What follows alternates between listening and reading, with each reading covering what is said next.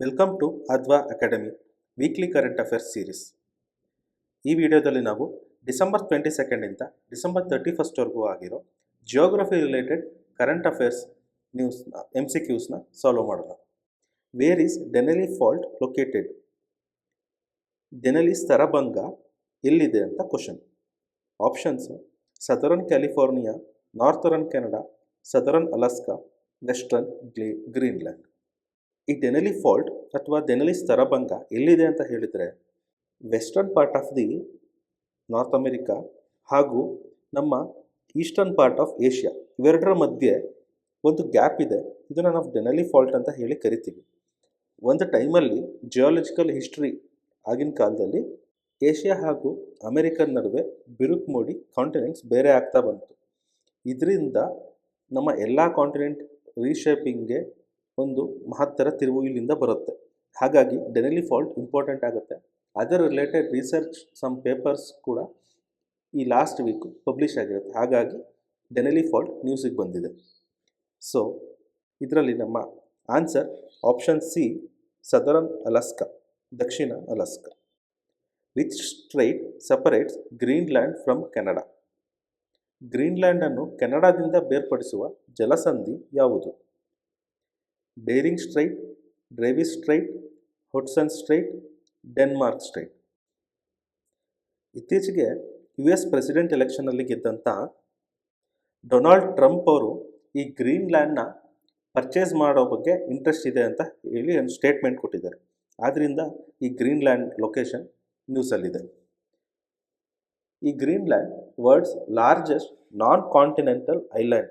Continent ಅಲ್ಲದೆ ಇರೋ ದೊಡ್ಡ ಐಲ್ಯಾಂಡ್ ಆಗಿದೆ.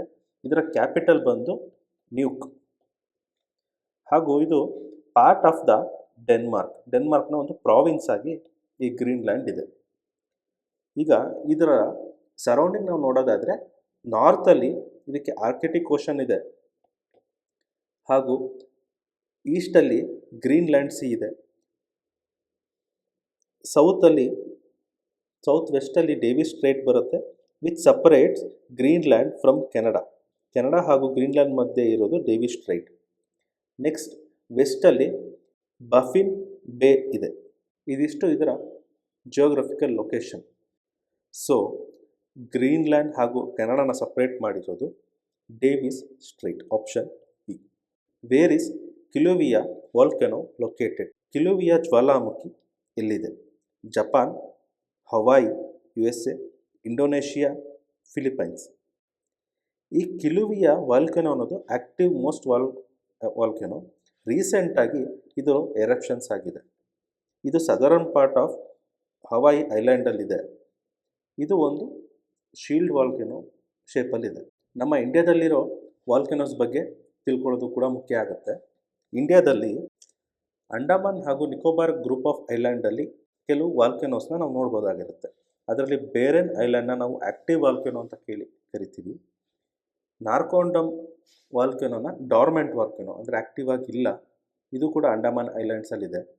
ನೆಕ್ಸ್ಟ್ ಬರಟಾಂಗ್, ಇದು ಕೂಡ ಅಂಡಮಾನ್ ಐಲ್ಯಾಂಡ್ಸಲ್ಲಿದೆ. ಇದನ್ನು ನಾವು ಮಡ್ ವಾಲ್ಕೆನೋ ಅಂತ ಹೇಳಿ ಕರಿತೀವಿ. ಅದು ಬಿಟ್ಟರೆ ಎಕ್ಸ್ಟೆಂಟ್ ಆಗಿರೋ ವಾಲ್ಕೆನೋಸು ದಿನೋದರ್ ಹಿಲ್, ಇದು ಗುಜರಾತಲ್ಲಿ, ಹಾಗೂ ದೋಸಿ ಹಿಲ್, ಇದು ಹರಿಯಾಣದಲ್ಲಿ. ಇವೆರಡೂ ಕೂಡ ಎಕ್ಸ್ಟೆಂಟ್ ಆಗಿರೋ ವಾಲ್ಕೆನೋಸ್. ಸೊ ಈ ಕ್ವಶನ್ಗೆ answer option B, Hawaii, USA.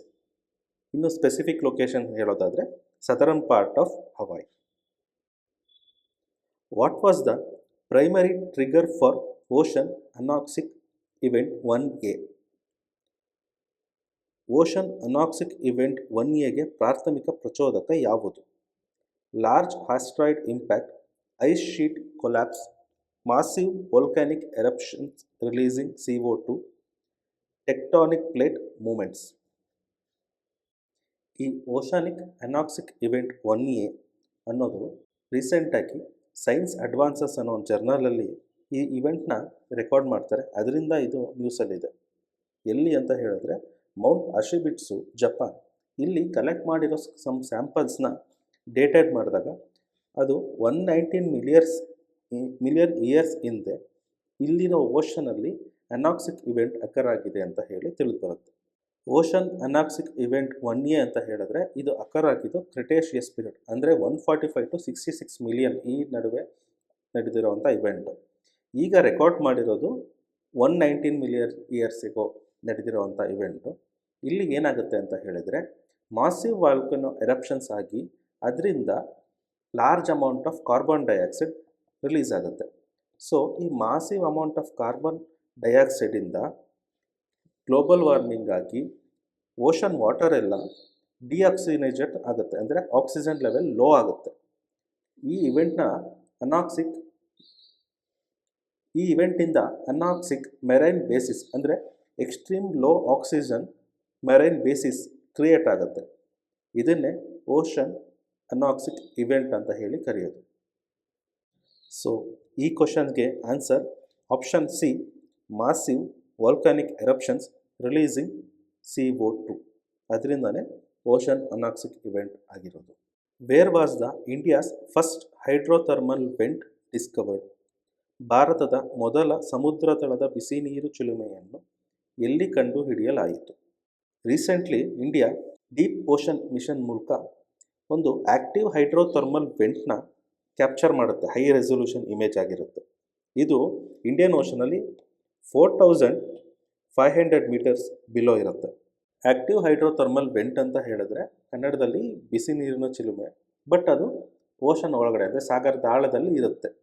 ಹೇಗೆ ಬಿಸಿನೀರಿನ ಚಿಲುಮೆ ನಾವು ಹಿಮಾಲಯದಲ್ಲಿ ಹಾಗೂ ಬೇರೆ ಬೇರೆ ಪ್ಲೇಸಸಲ್ಲಿ ನೋಡ್ತೀವಿ ನೆಲದ ಮೇಲೆ, ಅಂದರೆ ಕಾಂಟಿನೆಂಟಲ್ಲಿ, ಅದೇ ರೀತಿ ಸಾಗರದ ಆಳದಲ್ಲಿ.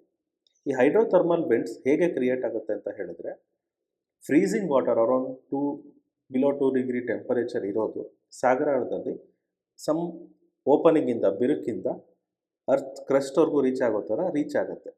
ನಂತರ ಈ ಹೈಡ್ರೋಥರ್ಮಲ್ ವೆಂಟ್ಸ್ ಅಂದರೆ ಏನು ಅಂತ ಹೇಳಿದ್ರೆ, ಇದನ್ನು ನಾವು ಅಂಡರ್ ವಾಟರ್ ಹಾಟ್ ಸ್ಪ್ರಿಂಗ್ಸ್ ಅಂತ ಹೇಳಿ ಕರಿಬೋದು. ಅಂದರೆ ಬಿಸಿನೀರಿನ ಚಿಲುಮೆ, but it in under water ಅಂತ ಹೇಳಿ ಕರಿಬೋದು. ಇದು ಫೌಂಡ್ ನಿಯರ್ ಟೆಕ್ಟಾನಿಕ್ ಪ್ಲೇಟ್ಸ್. ಇದರಲ್ಲಿ ತುಂಬ ಬಿಸಿಯಾದ ನೀರು ಹಾಗೂ ಮಿನರಲ್ಸ್ ಅರ್ತ್ ಕ್ರಸ್ಟಿಂದ ಆಚೆ ಬರುತ್ತೆ. ಇದು ಹೇಗೆ ಫಾರ್ಮ್ ಆಗುತ್ತೆ ಅಂತ ಹೇಳಿದ್ರೆ, cold C water below around 2 degree centigrade ಕೆಲವು ಬಿರುಕುಗಳ ಮೂಲಕ ಓಷನಿಕ್ ಕ್ರಸ್ಟಲ್ಲಿ ಟೆಕ್ಟಾನಿಕ್ ಆಕ್ಟಿವಿಟಿ ಮೂಲಕ ಹಾಟ್ ಮ್ಯಾಗ್ಮಾನ ರೀಚ್ ಆಗುತ್ತೆ. ಅದರಿಂದ ಹೀಟ್ ಆಗಿದ್ದಂಥ ನೀರು ಹಾಗೂ ಮಿನರಲ್ಸ್ ಈ ವೆಂಟ್ ಮೂಲಕ ಆಚೆ ಬರುತ್ತೆ. ಇದೇ ಹೈಡ್ರೋಥರ್ಮಲ್ ವೆಂಟ್ಸ್ ಅಂತ ಹೇಳಿ ಕರೆಸ್ಕೊಳ್ಳುತ್ತೆ. ಈ ರೀತಿ ಹೈಡ್ರೋಥರ್ಮಲ್ ವೆಂಟ್ಸ್ ಫಸ್ಟ್ ಡಿಸ್ಕವರ್ ಆಗಿದ್ದು ಗ್ಯಾಲಪೋಸ್ ಐಲ್ಯಾಂಡ್, ಈಕ್ವೆಡರಲ್ಲಿ. ಸೊ ನಮ್ಮ answer, option D, Indian Ocean ridge. So ಇಂಡಿಯಾದ first hydrothermal vent Indian Ocean ರಿಡ್ಜಲ್ಲಿ ಫೌಂಡ್ ಆಗಿದೆ. ಹಾಗೂ ವರ್ಲ್ಡಲ್ಲೇ ಫಸ್ಟ್ ಓಷನ್ ಹೈಡ್ರೋಥರ್ಮಲ್ ವೆಂಟ್ ಎಲ್ಲಿ ಅಂದರೆ ಗ್ಯಾಲಪೋಸ್ ಐಲ್ಯಾಂಡ್, ಈಕ್ವೆಡರಲ್ಲಿ. ಈ ಕ್ವಶನ್ಗೆ answer option D. Where is Sagar island located? Sagar ದ್ವೀಪ ಎಲ್ಲಿದೆ? Sundarbans, Bangladesh; Ganges delta, Bay of Bengal, West Bengal; Godavari delta, Andhra Pradesh; Mahanadi delta, Odisha. ಈ ಸಾಗರ್ ಐಲ್ಯಾಂಡ್ ಬೇ ಆಫ್ ಬೆಂಗಾಲಲ್ಲಿ, ಈ ವೆಸ್ಟ್ ಬೆಂಗಾಲ್ ಹತ್ರ ಕಾಂಟಿನೆಂಟಲ್ ಶೆಲ್ಫಿಂದ ಸ್ವಲ್ಪ ಮುಂದೆ ಇರೋವಂಥ ಒಂದು ಐಲ್ಯಾಂಡು. ಇದನ್ನು ಗಂಗಾಸಾಗರ್ ದ್ವೀಪ ಹಾಗೂ ಸಾಗರ್ ದ್ವೀಪ ಅಂತ ಹೇಳಿ ಕೂಡ ಕರೀತಾರೆ. ಇಲ್ಲಿ ಗಂಗಾಸಾಗರ್ ಮೇಳ ಅಂತ ಒಂದು ನಡೆಯುತ್ತೆ. ಈಗ ಆ ಮೇಳ ನಡೆಯೋಕ್ಕೆ ಕ್ಲೈಮೇಟ್ ಚೇಂಜಿಂದ ಸ್ವಲ್ಪ ಇಂಪ್ಯಾಕ್ಟ್ ಆಗ್ತಾ ಇದೆ. ಅಂದರೆ ಜಾಗ ಎಲ್ಲ ಸಿ ವಾಟರಿಂದ, due to climate change, sea water increase ಆಗಿ ಮುಳುಗೋಗ್ತಾ ಇದೆ, ಇನ್ಕ್ರೀಸ್ ಇನ್ ಸೀ ಲೆವೆಲ್ಸಿಂದ. ಈ ಗಂಗಾ ದ್ವೀಪಲ್ಲಿ ಒಟ್ಟು 43 ವಿಲೇಜಸ್ ಇದೆ. ಹಾಗೂ ಈ ಗಂಗಾಸಾಗರ ದ್ವೀಪದಲ್ಲಿ ಒಂದು ನದಿ ಕೂಡ ಇದೆ. ಆ ನದಿ ಹೆಸರು ಮುರಿಗಂಗಾ ರಿವರ್ ಅಂತ. ಈ ಮುರಿಗಂಗಾ ರಿವರ್ ಈ ಗಂಗಾಸಾಗರ ದ್ವೀಪನ 2 ಪಾರ್ಟ್ಸ್ ಆಗಿ ಡಿವೈಡ್ ಮಾಡುತ್ತೆ. ಒಂದು ಪಾರ್ಟಲ್ಲಿ ಸಾಗರ್ ಹಾಗೂ ಇನ್ನೊಂದು ಪಾರ್ಟಲ್ಲಿ ಮಹಾಸಿನಿ ಅನ್ನೋ ಐಲ್ಯಾಂಡ್ ಗ್ರೂಪ್ಸ್ ಇದೆ. ಈ ಗಂಗಾಸಾಗರ್ ದ್ವೀಪದ ಇನ್ನೊಂದು ವಿಶೇಷತೆ ಏನಂದರೆ, ಇದು ಹೋಮ್ ಟೌನ್ ಆಫ್ ಕಪಿಲ ಮುನಿ. ನಮ್ಮ ಫಿಲಾಸಫರ್ ಕಪಿಲ ಮುನಿ, ಅಂದರೆ ಸಾಂಖ್ಯ ಫಿಲಾಸಫಿನ ತಂದಂಥ ಕಪಿಲ ಮುನಿಯ ಹೋಮ್ ಟೌನ್ ಆಗಿದೆ. So answer is option B, Ganges delta, Bay of Bengal, West Bengal. Which is the longest river in South Korea? ದಕ್ಷಿಣ ಕೊರಿಯಾದ ಅತಿ ಉದ್ದದ ನದಿ ಯಾವುದು? Han River, Nakdong River, Taedong River, Geum River. ಈ ಸೌತ್ ಕೊರಿಯಾ ಏನಕ್ಕೆ ನ್ಯೂಸಲ್ಲಿದೆ ಹಾಗೂ ಈ ಕ್ವಶನ್ ಏನಕ್ಕೆ ಬಂದಿದೆ ಅಂತ ಹೇಳೋದಾದರೆ, ಥೈಲ್ಯಾಂಡ್ ಹಾಗೂ ಸೌತ್ ಕೊರಿಯಾದ ಮಧ್ಯೆ ಓಡಾಡ್ತಾ ಇದ್ದಂಥ ಏರೋಪ್ಲೇನ್ ಲ್ಯಾಂಡಿಂಗ್ ಟೈಮಲ್ಲಿ ಜಿಜು ಐಲ್ಯಾಂಡಲ್ಲಿ ಕ್ರ್ಯಾಶ್ ಆಗುತ್ತೆ. ಅದಕ್ಕೋಸ್ಕರ ಇದು ನ್ಯೂಸಲ್ಲಿದೆ ಹಾಗೂ ಸೌತ್ ಕೊರಿಯಾದ ಲೊಕೇಶನ್ಸು ರಿವರ್ಸ್ ನೋಡ್ಕೋಬೇಕಾಗತ್ತೆ. ಈ ಸೌತ್ ಕೊರಿಯಾದ ನಾರ್ತ್ ಕೊರಿಯಾದಲ್ಲಿ ಹೆವಿ ಆರ್ಮಡ್ ಆಗಿ ನಾರ್ತರನ್ ಬಾರ್ಡರ್ ನಾರ್ತ್ ಕೊರಿಯಾ ಜೊತೆ ಶೇರ್ ಆಗಿದೆ. ಹಾಗೂ ಈಸ್ಟಲ್ಲಿ ಸಿ ಆಫ್ ಜಪಾನ್ ಇದೆ, ವೆಸ್ಟಲ್ಲಿ ಯೆಲ್ಲೋ ಸಿ ಇದೆ ಹಾಗೂ ಸೌತಲ್ಲಿ ಕೊರಿಯಾ ಸ್ಟ್ರೀಟ್ ಇದೆ. ಇದರ ಕ್ಯಾಪಿಟಲ್ ಬಂದು ಸಿಯೋಲ್. ಹಾಗೂ ಇದರ ಇಂಪಾರ್ಟೆಂಟ್ ರಿವರ್ಸ್ ಬಂದು ಹಾನ್ ಹಾಗೂ ನಾಕ್ಡೋಗ್. ಇದರಲ್ಲಿ ನಾಕ್ಡೋಗ್ ಬಂದು ಇದರ ಲಾಂಗೆಸ್ಟ್ ರಿವರ್ ಅಂತ ಹೇಳಿ ಕರೀತಾರೆ. ಹಾನ್ ರಿವರ್ ಏನಕ್ಕೆ ಇಂಪಾರ್ಟೆಂಟ್ ಅಂದರೆ ಇದು ಕ್ಯಾಪಿಟಲ್ ಸಿಟಿ ಸಿಯೋಲಲ್ಲಿ ಫ್ಲೋ ಆಗುತ್ತೆ. ಇದಿಷ್ಟು South Korea geological details. So ನಮ್ಮ ಕ್ವಶನ್ಗೆ answer which is the longest river in South Korea ಅಂತ ಕೇಳಿದರೆ answer is Nakdong River, option B. Next question, which body of the water forms Azerbaijan's eastern border? ಅಜರ್ಬೈಜಾನ್ನ ಪೂರ್ವ ಗಡಿಯನ್ನು ಯಾವ ಜಲರಾಶಿಯು ರೂಪಿಸುತ್ತದೆ? Black Sea, Caspian Sea, Mediterranean Sea ಹಾಗೂ Aral Sea. ಅಜರ್ಬೈಜಾನ್ನ ಲೊಕೇಶನ್ ಹಾಗೂ ಸಿ ಬಗ್ಗೆ ಏನಕ್ಕೆ ಕ್ವಶನ್ ಹಾಕಿದ್ದೀವಿ ಅಂತ ಹೇಳಿದ್ರೆ, ಇದು ಕೂಡ ರೀಸೆಂಟಾಗಿ ಸುದ್ದಿ ಮಾಡಿದ್ದು ಒಂದು ಪ್ಲೇನ್ ಕ್ರ್ಯಾಶ್ ಮೂಲಕನೇ, ಹಾಗೂ ಅರ್ಮೇನಿಯಾ ಹಾಗೂ ಅಜರ್ಬೈಜಾನ್ನ ಕನ್ಫ್ಲಿಕ್ಟ್ ಮೂಲಕನೂ ಕ್ವಶನಲ್ಲಿದೆ. ಹಾಗೂ ಪಾಸ್ಟ್ KPSCಯಿಂದ ಬಂದಂಥ 2 ಎಕ್ಸಾಮ್, ಒಂದು PDO ಆಗಿರ್ಬೋದು ಹಾಗೂ KS ಅಲ್ಲಿ ಆಗಿರ್ಬೋದು, ಅಜರ್ಬೈಜಾನ್ ಅರ್ಮೇನಿಯಾ ಸುತ್ತಮುತ್ತ ಇರೋ ಜಿಯೋ ಫ್ಯಾಕ್ಟರ್ಸ್ ಬಗ್ಗೆ ಕ್ವಶನ್ಸ್ ಬಂದಿದೆ. ಐದರ್ ನಗರ್ನೋ ಕಾರೋಬಾಕ್ ಆಗಿರ್ಬೋದು ಅಥವಾ ಕ್ಯಾಸ್ಪಿಯನ್ ಸಿ ಅಥವಾ ಬ್ಲ್ಯಾಕ್ ಸಿ ಬಗ್ಗೆ ಆಗಿರ್ಬೋದು. ಸೊ ಇದರ ಲೊಕೇಶನ್ಸ್ ನೋಡ್ಕೊಳ್ಳೋಣ.